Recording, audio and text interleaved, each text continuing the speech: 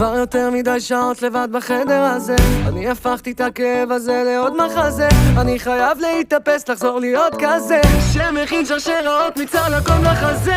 והכל טוב, פשוט מרוב לבד אני לא זוכר איך לאהוב. אני לא רוצה לדבר, לא רוצה לחזור, אני לא רוצה להיתקע, לא רוצה לזכור. אבל אני, ורק אני הייתי הכתף שלך שאת צריכה, שולח לבבות בסוף של השיחה. היית נופלת לרצפה שלי מכל תמיכה, נשארת על הלב שלי בכל צריכה. ואין מצב אני בצד הזה של המיטה, רוצה להתעורר רק איתה.